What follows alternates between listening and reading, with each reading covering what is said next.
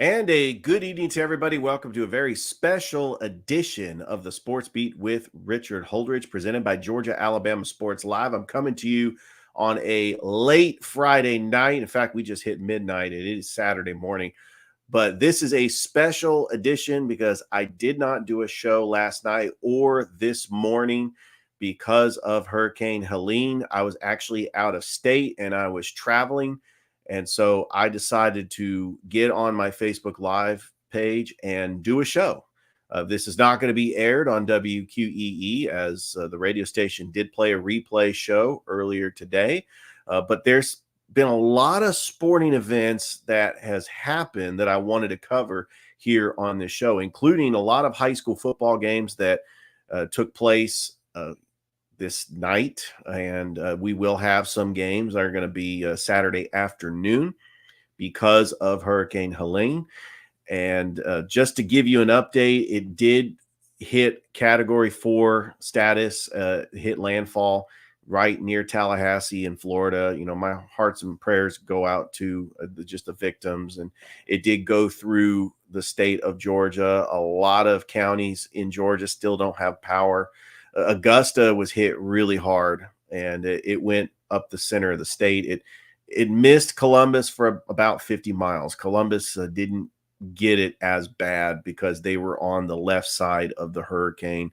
But we were praying and we were hoping that it would just miss Columbus. But, you know, unfortunately, it hit a lot of those counties near Macon and the Augusta area as it went up through Atlanta. But it just missed Atlanta, too, when it was projected to be a tropical storm. But we'll go through the recovery. There'll be efforts just to get back to a sense of normalcy, and just wish everybody out there just glad that, you know, that we all made it safe. But, you know, we're hearts and minds are on those victims too through Hurricane Helene, which Hurricane Helene did cause just a shuffle in the high school football schedule. There were not that many games that were played earlier tonight. We will have some games Saturday. In fact, on Georgia Alabama Sports Live, we plan on having, for the first time in history, a quadruple header. So I personally, you know, have asked Thrift if I could go ahead and do a game separate from the scheduled triple header of Strong Rock Pacelli, which Dave Plata is going to be on the call, 12 o'clock, Diamond Field. First of all, Thrift and I are going to be at Glenn Smith Chevrolet GMC for high school game day. That's going to start at 10 o'clock Eastern, so you don't want to miss it. We're going to recap everything that happened on Friday, and then we're going to preview Saturday as well. I will be on the call at Kinnett Stadium at noon for Shaw and Columbus. This is Shaw's homecoming, and these are two big rivals, and I felt like this game was important to do. And I'm really looking forward to it. This is like a bonus game. So you're going to get an extra game. And plus, I've been away for 2 weeks. I really got the itch to get back in there and do some play-by-play.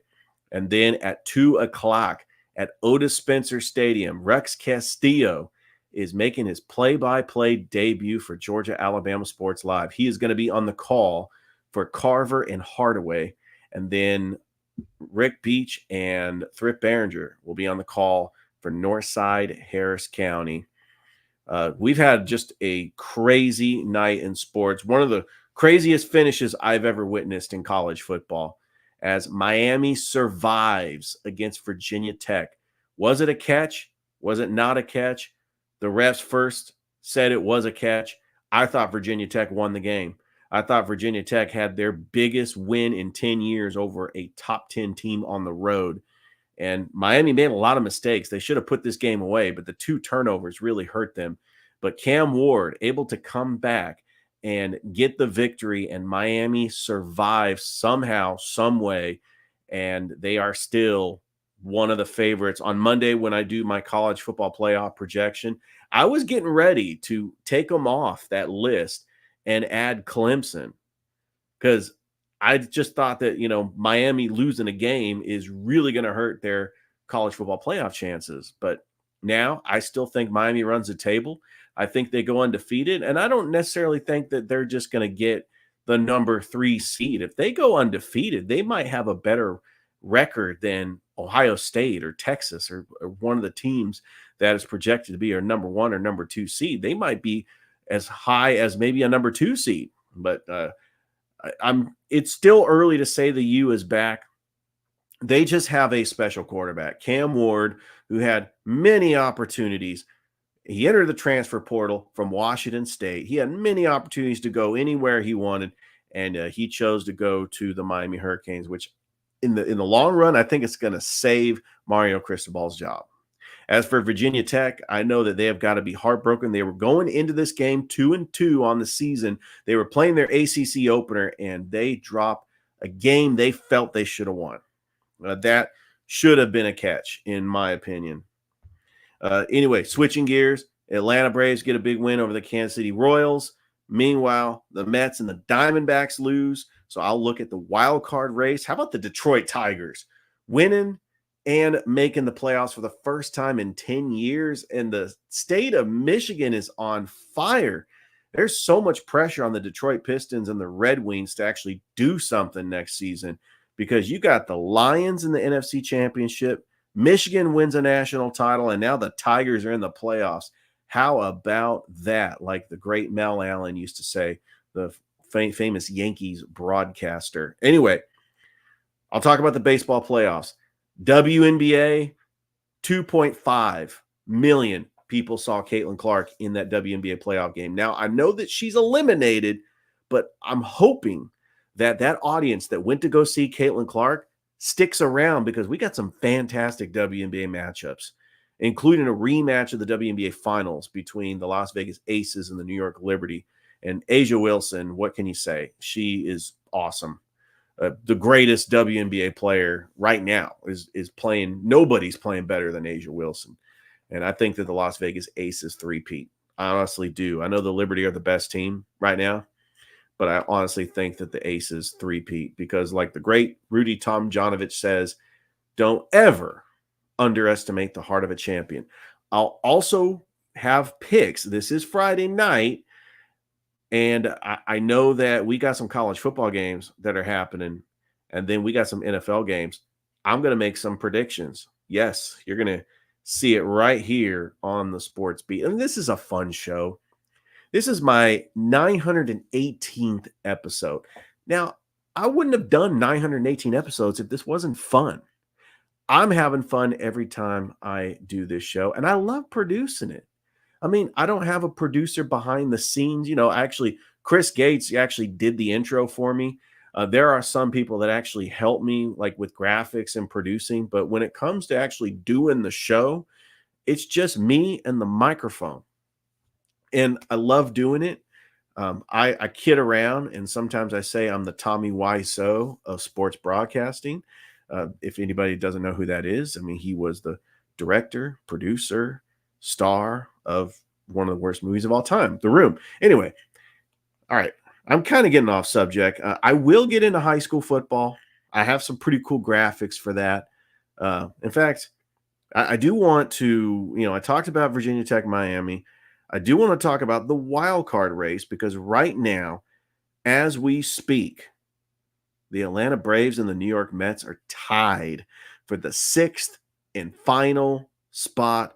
The Braves get a big 3-0 win over the Kansas City Royals. How about Max Fried? 8 2/3 of innings, 9 strikeouts. They're going to need him for that postseason run. The Atlanta Braves, because of games 2 and 3 in the 3-game series against the Mets, got moved to Monday. It will be a doubleheader. The Braves are hoping that those games aren't going to matter, that they sweep the Royals and hope that the Mets lose to the Brewers, and then they'd be playing with house money. You also got to keep an eye on the Arizona Diamondbacks, because the Diamondbacks, which right now as I'm doing the show, they just lost. And so hit refresh. You got the Diamondbacks, the Mets, and the Braves all tied for that 5th and 6th final wild card spot. Unbelievable. Let's switch it back to college football. because, that Virginia Tech Miami game was wild. I saw that, and it was one of the most incredible finishes I've ever seen. On Thursday, Army ends up beating Temple 42-14. And Rutgers, how about Greg Schiano and the Rutgers Scarlet Knights 4-0? I don't think that they're necessarily going to be a Big Ten contender, but 4-0.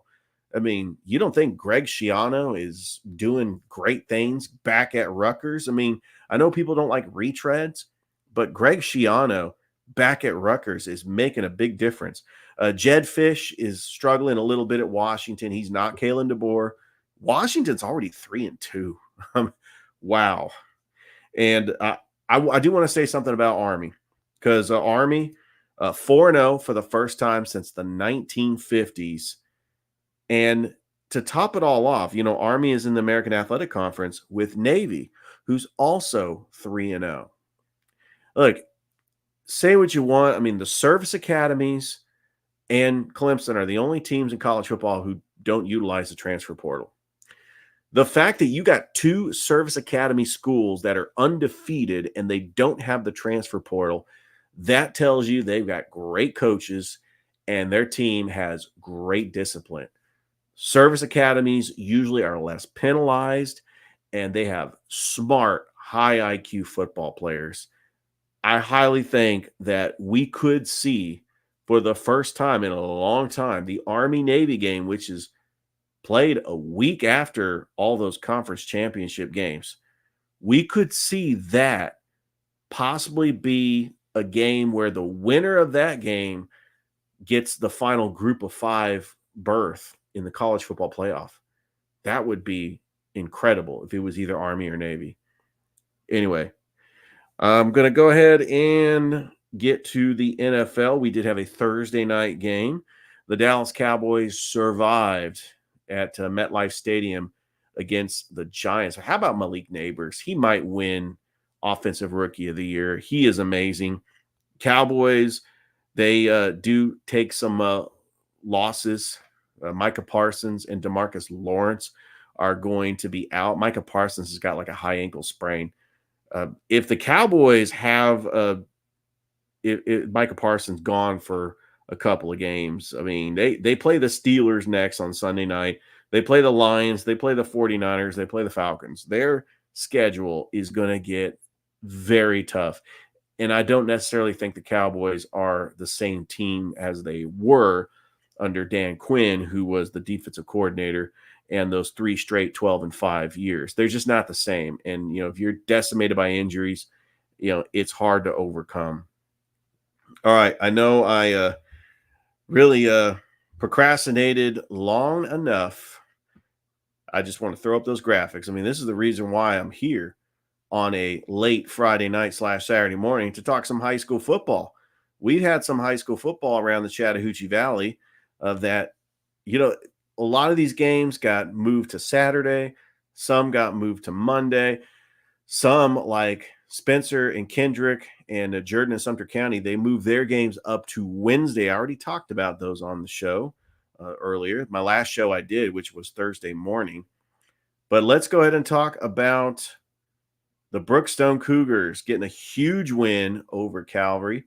And this game was on Georgia Alabama Sports Live. Noah Shelton did a fantastic job on the call. And Brookstone, Mercer Hudson, first play of scrimmage, takes it to the house. He also had another touchdown. Broughton Branch, the sophomore quarterback, just looks so comfortable. And Brookstone dominates 55-7. They put up 34 against Stratford Academy last week. Before that, they put up 38 against Southwest Georgia Academy. And the Brookstone Cougars, they've got a bye next week, but they know what's coming in 2 weeks. The battle for the Brucelli Jug, which Pacelli has won the last 4 years. Now, Pacelli lost to Brookstone in the playoffs, but they still get to keep the jug. Brookstone knows, because we were at their media day, their number one goal is to bring that jug back to Brookstone. Pacelli wants to keep that jug at Pacelli. Pacelli plays Calvary Christian next week, by the way. But yeah, Brookstone's going to end up having a bye. Calvary, one bright spot. Calvary Christian, Luke Scoggins got a touchdown pass from Nate Osborne. Saw it on Georgia Alabama Sports Live. What an incredible throw by Nate Osborne in the breadbasket of Luke Scoggins. Calvary's just facing a lot of tough teams in the GIAA. They got some skill position, but they've got to get some more bulk on their line because they're competing against teams in the GIAA that just have really solid and physical line play. And Calvary is going to play Pacelli at Calvary Christian next week. And here's a spoiler for you. We will have that game on Georgia Alabama Sports Live. Not sure if I'm going to be doing it or maybe somebody else might be doing it. But, yeah, we do have the schedule out, and we will be on the call for that. All right, let's go ahead and run down that scoreboard. It's a very light scoreboard because, like I mentioned, a lot of games got shifted to tomorrow, some even on Monday. Some of these region games you got to get in, like Callaway playing Pike Road. Well, it just so happens they both have a bye on the 18th of October. So they're going to reschedule that game to October. These region games, they're going to have to shift around their byes, but they'll make it work. All right, those Russell County Warriors, I tell you what, and I'm willing to admit, in 2021, when I was the PA announcer, every game that I was the PA announcer for that I called, well, Russell County didn't win those games for some reason. I don't know why, unless it was a forfeit win. And then when I called them in 2022, all the home games that I called, they actually did win against Harris County. But I kind of feel like, yeah, we really wanted to call this game, but we will get a Russell County game in, especially at Rehoboth. And here's a crazy idea. We need sponsors because I'm very interested, and I mentioned this to Thrift. I would love to call a home playoff game. If Russell County makes the playoffs for the first time in 10 years, you definitely know we are going to be there. We're going to try to be there to call the playoff game for Russell County. That's something that it would mean a lot to me because, I got close ties with this school. But how about what Coach Dylan Griggs is doing? They're 5-1. 5-1. And it's not just the quarterback play of Bryson Riggins. I mean, Quentin Lewis had 2 touchdown receptions. You had Denver Harper, Jamari Burnett. He's got weapons everywhere. Devin Brown is just a talented featured back. And Russell County's defense is also very underrated as well. So they're 5-1. They will go on the road to take on Stanhope Elmore. This was a team that they lost last year, very close contest. I think that they could beat teams on the road. You saw what they did to Percy Julian and Wetumpka. I think that Stanhope Elmore, that's going to be the next challenge. Pike Road's going to be a little bit more tougher, but they also will play Rehoboth and Beauregard. All right, let's talk about Stanhope Elmore, who defeated Smith Station 20-0 at TC Britton Field, Panther Stadium. This was Smith Station's homecoming. And I don't know what's going on with Smith Station. They can't score any points. I mean, the bright spot this season, we had the game on Georgia Alabama Sports Live, the backyard brawl. They put up 15 against Central, but they just could not get anything going on offense. I mean, this was the same story when they took on Carver Montgomery. They lost 26-7. If they can score points, Smith Station might be able to get a couple of wins in the season. But this has got to be very discouraging to the players to lose to a 6A school at home and you don't score a single point. I mean, that has just got to be demoralizing. And there's got to be something. There's got to be a spark at Smith Station to kind of turn it around. I thought that spark came into existence in 2022 when I witnessed Smith Station beat Prattville for the first time in school history. And their head coach, Mike Glisson, got emotional in front of the cameras as WRBL was interviewing him. And I got excited on the broadcast. I mean, this was just a great moment, and I was glad that I got to be a part of it.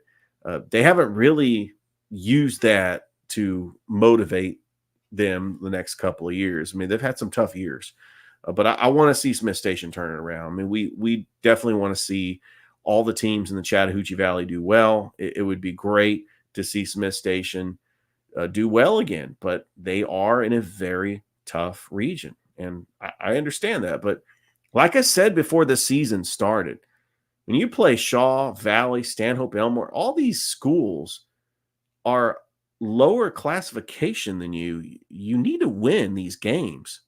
I understand their region's tough, but you got to win these games.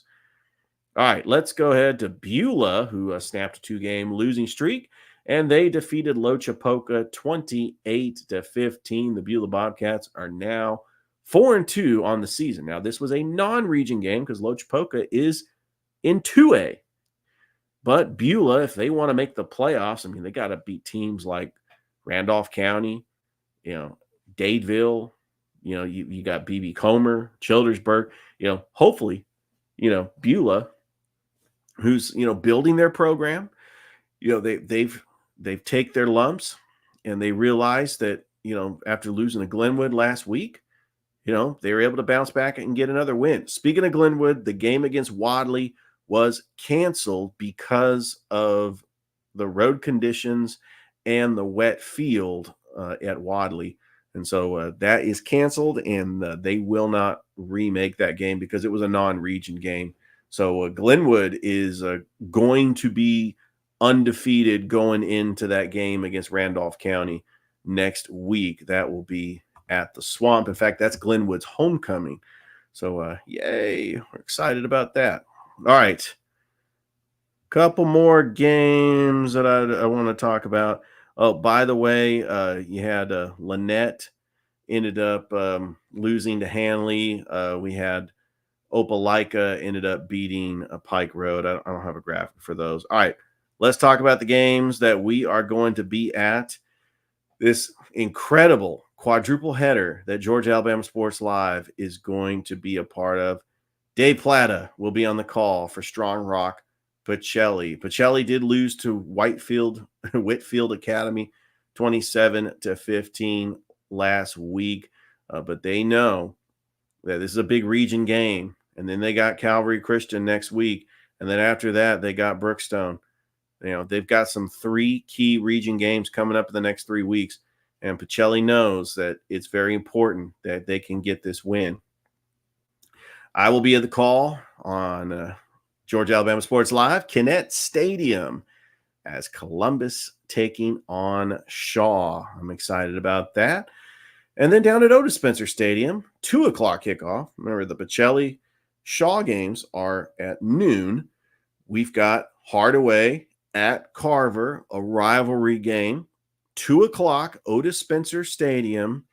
Hardaway, Bobby Gary, sophomore quarterback. He can make plays. Matthew Mungden, who's a junior quarterback for Carver, has got weapons everywhere on that offense. And if you would have saw what Carver did to Columbus last week, that defense only gave up 13 yards. Yeah, I'm not kidding. 13 yards. I think that's going to be the key to this game. Can Bobby Gary make plays with his legs? Because Carver's defense, they shut down Caden Clay, and they shut down Columbus's offense. They've had 2 back-to-back weeks where they have had shutouts. This is going to be a very interesting game. And Rex Castillo, making his play-by-play debut, is going to be on the call for Georgia Alabama Sports Live. And finally, our game of the week, Northside, Harris County, a rivalry of all rivalries. When you think of these 2 schools, of course you think softball, but you also think football. And these are the 2 4A schools in the Chattahoochee Valley. Both teams coming off of losses. Northside had the bye. They did lose to Carver 2 weeks ago. The status of Caden Clay, hopefully he'll get to play. If not, Brandon Wilkinson, the starter, the sophomore, will be the starter. But Northside is going to have to get their playmakers open in space, especially with this Harris County defense. And Harris County trying to bounce back. They're 0-1 in the region after losing to Jonesboro 14-12. And so this is going to be a big game for both teams. And Thrift Behringer and Rick Beach from Kutsu Sports will be on the call. Well, let me go ahead and talk a little bit about, let's bring it back to baseball. Like I mentioned, the Detroit Tigers making it to the playoffs for the first time in 10 years. If you are a Michigan/Detroit sports fan, you know that all the pressure is on the Detroit Pistons and the Detroit Red Wings, because now with the Lions doing good and Michigan winning a national championship, the Tigers making it to the playoffs, that is a good sign that there are some good things to come in the Michigan market for Michigan and the Detroit teams. Speaking of which, East Lansing, Michigan State, they are taking on Ohio State. I will get into that. I'll also get into my NBA season preview because we had a big trade as Karl Anthony Towns gets traded to the New York Knicks for Julius Randle and Dante DiVincenzo, and I believe a draft pick. I mean, I thought the T-Wolves were going to be one of the top teams in the West. I mean, it's a little bit of a downgrade to get Julius Randle. I don't know if Minnesota got better, but I think the Knicks got a little bit better to team up Jalen Brunson with Karl Anthony Towns. That's incredible. Derrick Rose calls it quits, ending his career. Is he a Hall of Famer? And was he, plagued by injuries like Grant Hill and Penny Hardaway? Because, they could have had just like the longevity and everything. And Derrick Rose, even though, he won MVP in 2011 and he was on some great teams with the Chicago Bulls, he just wasn't quite the same player, when he was plagued by injuries. And so I will get into college football. I will get into the NFL, but I do want to talk about the baseball playoffs because we are going into the final weekend where right now you've got a three-way tie for the 5th and 6th spots for the wild card. Right now, the Dodgers would be the number 1 seed in the National League. The Phillies would be the number 2 seed. The Brewers would be the number 3 seed.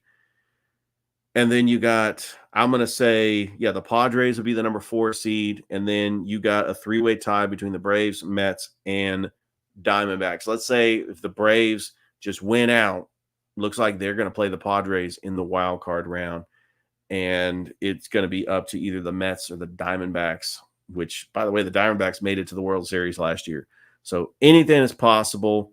The Braves get to play the Royals for 2 more times, and then they will have a doubleheader on Monday.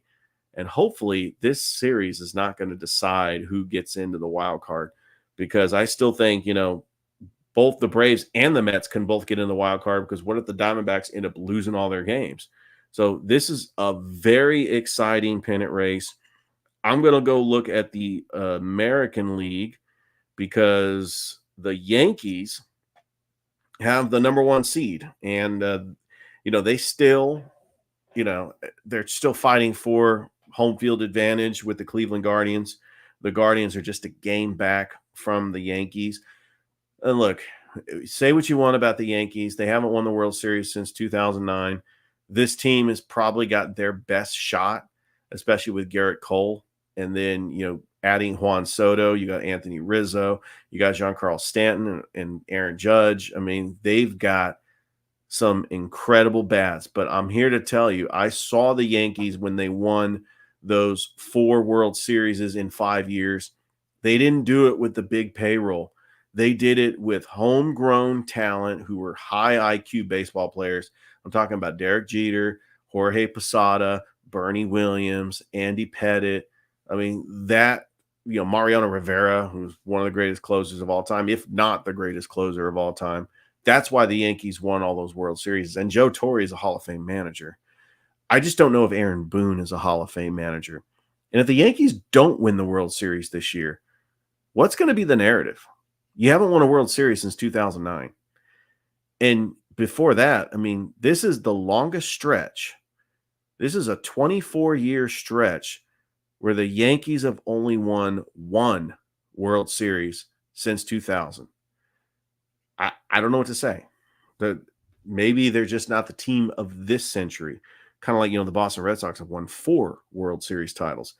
So the Yankees would be the number 1 seed. The Guardians would be the number 2 seed.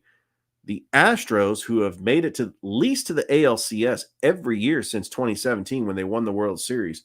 You know that World Series. They're banging on trash cans. Houston would be the number 3 seed. All right, so let's go to the wild card standings because you got the Baltimore Orioles right now would be the number 4 seed. Detroit would be the number 5 seed. So it would be Detroit and Baltimore. And then Kansas City making it to the postseason for the first time since 2015 when they got hot. Their bullpen was great. They didn't really have stars, but they ended up winning the World Series anyway in 2015 after losing to the Giants in the World Series in 2014. So that is what the baseball playoffs could look like. They will start on Tuesday with the wild card rounds. Hey, we got NHL preseason going on. The season is a couple of weeks away. We've got the NBA media days. The preseason starts next weekend. And, I'm going to have my NBA preview show. It's changed a little bit, especially with the trade of Karl Anthony Towns to the New York Knicks. How are the rookies going to do? Are the Hawks going to make the playoffs? Are they a better team since they got rid of DeJounte Murray? So there's like so many questions. And will LeBron and Bronny play together opening night? Are they going to give Bronny James a roster spot so history could be made? This is going to be a fascinating NBA season. I love the NBA. How much do the Warriors fall off after losing Klay Thompson? Are they still a borderline playoff team because Steph is amazing and Draymond Green is still, Draymond, one of the biggest enforcers in the NBA? So many question marks, but all that stuff will be answered. All right, let's take a look at college football. We got some pretty good top 25 matchups. Of course, we've got Louisville and Notre Dame, 3:30 at Peacock. We got Oklahoma and Auburn on the Plains. Arkansas, Texas A&M. That's going to be a good game. Oklahoma State, Kansas State, BYU and Baylor. I think BYU is going to be my sleeper team to win the Big 12. I'm looking at Ohio State on the road against Michigan State, Illinois taking on Penn State. I'm looking at like Washington State, Boise State. That's going to be very interesting, especially if Washington State wins that game. Can Washington State get one of those final college football playoff berths? And the Pac-12, which is really Washington State and Oregon State, do they have any pull in this? Like, what if they end up winning out and going undefeated? I mean, they're practically not playing a conference schedule. They're just playing each other. And then, of course, the game that we are all going to be glued to in front of the TV. I know I will. 7:30, ABC, Georgia and Alabama. Alabama has dominated this series. If you look at all the way back to when Nick Saban became the coach in 2007, yeah, Georgia did win that game in Tuscaloosa in 2007. And then Alabama would go on to win the next 9 out of the last 10.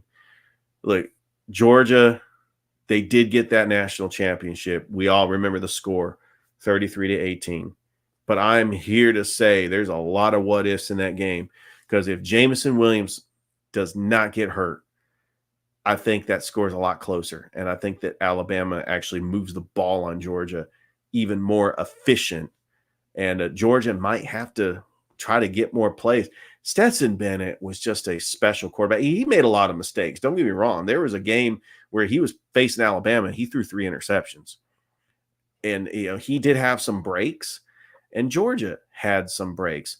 I think that last year's game, if Carson Beck doesn't turn that ball over and Alabama ends up getting it, it was just a really freaky play, some miscommunication. Alabama gets it on the turnover. And if Alabama wasn't aggressive, getting that touchdown to Jermaine Burton to put them up 17-7 at the half, Alabama had some play calls that were dialing up. Tommy Rees is no longer the offensive coordinator.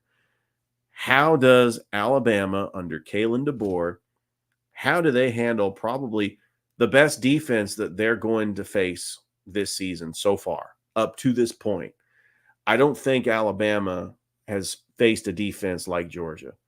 I don't think Ryan Williams is going to be wide open. I think that Malachi Starks is going to be blanketed him. Remember, the guy's only 17. He's still great.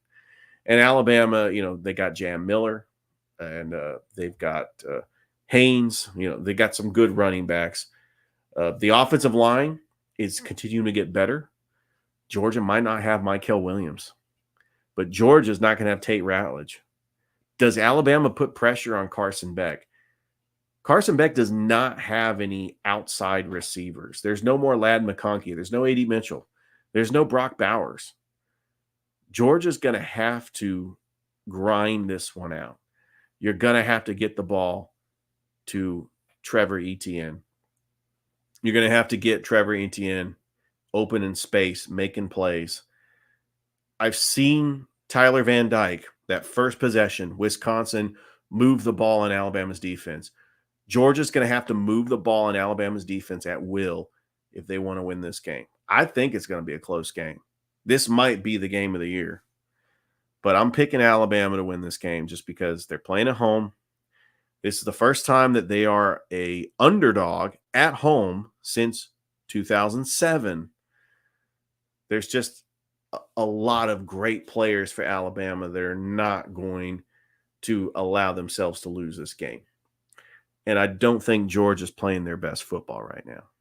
And that is the truth. All right. One more segment before I get out of here. I know it's been a late night. Thank you so much for watching me on Facebook Live. It's been a lot of fun. NFL Week 4. I'm going to go through all the games. Broncos, Jets. Bo Nix got his first win as a Denver Bronco last week when they beat the Buccaneers. But now he's going to have to face Aaron Rodgers. They are a 7.5-point favorite. I think Aaron Rodgers is starting to get more comfortable in this offense. I think that the Jets are going to be a playoff team, which they have the longest postseason drought of any team in the NFL. I think the Jets win this game, and they cover the spread. All right, Vikings and Packers. Vikings welcome back Jordan Addison. Green Bay might not have Jordan Love. This game is in Lambeau. It is possible, and Thrift Behringer said this on his show, Unsolicited Hot Sports Take, or Unsolicited Hot Take, that the Vikings might be the best team in the NFL. And I slightly agree with him. Sam Darnold, who is a cast-off in New York, a cast-off in Carolina. I mean, he really wasn't a cast-off in San Francisco. He was just the backup to Brock Purdy last year. He's getting his chance in Minnesota. Kevin O'Connell is a great offensive-minded coach. Brian Flores is one of the top defensive coordinators. I can't believe Miami just let him go. I mean, he's a great coach. Minnesota's defense is playing great. I mean, when you got like rookies like Dallas Turner that's making big-time plays, Minnesota's O-line is better. They have an upgrade at running back with Aaron Jones, Dalvin who, and Justin Jefferson, one of the best tight ends in all of football, if not the best tight end in all of football. I'm going to say he's better than Jamar Chase and Amon-Ra St. Brown. I think that Justin Jefferson is special, and it's not just because he went to LSU, which, by the way, Malik Neighbors, another LSU receiver that's doing great things. It's just something about LSU wide receivers. You know that they're going to have a great NFL career. And I think Minnesota gets the road victory over Green Bay, and they continue just winning because I do think they're going to make the playoffs. All right, moving on. Eagles, Buccaneers. Philadelphia is a 2-point favorite on the road. I think the Eagles win here. Look, the Buccaneers, I think that they are good, but the Eagles, when they got Saquon Barkley in free agency, it made them elite. Especially if A.J. Brown comes back, I don't think there's anybody stopping the Eagles. Now, their defense is going to have a hard time stopping some people. But the Eagles are set up to be a very good regular season team. All right, you got the Bengals and the Panthers. Panthers are a 4.5-point dog. The Bengals are desperate. They're 0-3. The Bengals go 0-4. They're done. They're not making the playoffs. Look, the Panthers are at home. Maybe Andy Dalton is just a different quarterback. Their offense just runs differently. I'm calling the upset here. I think that Carolina wins the game, goes to 2-2, and the Bengals go to 0-4. Man, that's not going to look good for Zach Taylor. Jaguars in Texas. The Jaguars got embarrassed on Monday night against the Buffalo Bills. The Texans trying to bounce back after losing to the Vikings last week. I think the Texans roll over the Jaguars, and the Jaguars 0-4, and maybe Bill Belichick might be interested in this job, because I don't think Doug Peterson's going to last this year, especially if the Jaguars miss out on the playoffs once again. The collapse that they had last season, if they showed signs of improvement, maybe Doug Peterson would keep his job. But the way they collapsed last year, and they're 0-3, about to be 0-4, it's not looking good for Doug Peterson. All right, let's go to the Steelers and the Colts. You know what? I know that the Colts, they are, at home, but they're a 2.5-point dog at home. But I think the Steelers end up winning the game. And we also got the Rams and the Bears. I think that even with Puka Nacua and Cooper Kupp out, the Bears they're just a mess. I think the Rams end up getting the win here. Falcons, Saints. Falcons are favored by 3. Saints kind of came back to earth after losing to the Eagles last week. They weren't this explosive juggernaut that they were in weeks 1 and 2. This is a rivalry game between just two teams that just can't stand each other. The Saints do have some good pieces, but the Falcons, I know they're 1 and 2, but they are playing fantastic in spots, and their defense is much improved. This might be the best defense since that top 5 defense Dan Quinn had in 2017, the year after they lost 28-3, lost that 28-3 lead in the Super Bowl. By the way, that score was 34-28 in overtime, but we don't ever remember that score. We always remember 28-3. Anyway, I think the Falcons defense is very underrated. Jimmy Lake, good defensive coordinator. I mean, you've just got pieces in place, and if Kirk Cousins just gets more and more confidence, he is going to find his weapons. And I think they end up beating the Saints to go to 2-2, which would be good because that would put them ahead of the division, especially if the Buccaneers lose to the Eagles. All right, looking at the afternoon games, Commanders and Cardinals. I love Jaden Daniels. I think that Jaden Daniels, he's going to be a very special quarterback. And how about the Commanders possibly getting a road victory over the Cardinals? This is going to be a fun game. This is the game that I'm like, if I got an NFL Sunday ticket, I would want to watch this game because I think that Jaden Daniels and Kyler Murray are just going to go back and forth and make plays. 49ers, Patriots. I think the 49ers blow the Patriots out. I'm sorry. I do believe that. They're going to get George Kittle back. They're going to get Deebo Samuel back. Now, Javon Hargrave, that hurts on the D-line. But that's why you have that next man up mentality. I always thought that Drake Jackson was supposed to be that next man up.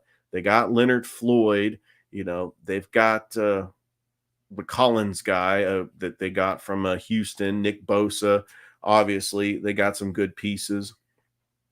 But you got to step up. And I know that they're missing Christian McCaffrey, but the Patriots are not the same Patriots team that they were. Remember, this 49ers team in 2020 punched the Patriots team up in Foxborough in the mouth, and Cam Newton was the quarterback. The last time the 49ers lost to the Patriots was 2016, and Tom Brady just shredded them. So I think that the 49ers end up winning and covering. They're a 10-point favorite. They have 2 losses under the belt that they felt that they had a chance to win and that they didn't get it done. Browns and Raiders. Raiders are going to be without Devontae Adams. Just 2 really bad teams, but one of them has to lose. I'm calling the upset. I think, that's not an upset. Browns are favored by 2.5. I think the Browns have just better players.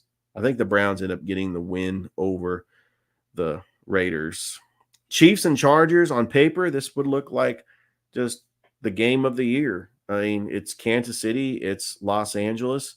The Chargers are not going to have Derwin James. He's going to be suspended. Joey Bosa is going to be out with an injury, and Justin Herbert is hobbling. I think the Chiefs win the game and they become the luckiest 4-0 team in NFL history.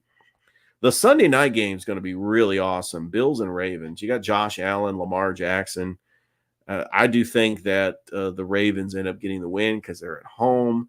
And, the Bills eventually have to come back to earth, right? And anyway, the Monday night, another doubleheader Monday night, and we have a really good game, and then we have a game that's not so good. Tennessee and Miami, that's the game that I don't think a lot of people are going to be watching. And then Seattle and Detroit. That is going to be the game where I'm going to be glued to the TV. This is going to look really cool. Seattle is 3-0. The Lions are 2-1. It's looking like these two teams could be the two top teams in the NFC. This is going to be a fun, exciting weekend of sports, and I can't wait. Wow, it's been a long show, but I really enjoyed it. Don't forget that Thrift and I are going to have our high school game day at Glenn Smith Chevrolet GMC up in Opelika. We are going to be in the showroom at 10 o'clock in the morning. And then we have got a fantastic quadruple header of high school football all across the Chattahoochee Valley. Starting at noon, I will be on the call at Kinnett Stadium for Shaw Columbus. Dave Plata will be on the call at Dymel Field for Strong Rock and Pacelli. Rick Beach and Thrift Barringer will be on the call at Danny Durham Field in Hamilton, Georgia for Northside Harris County. And Rex Castillo will be on the call down at Otis Spencer Stadium for Hardaway Carver. So stay tuned for that. Enjoy the college football and the NFL this weekend. And don't forget, I will be back on Monday with a show recapping everything that happened during the weekend. Have a great rest of your night, everybody.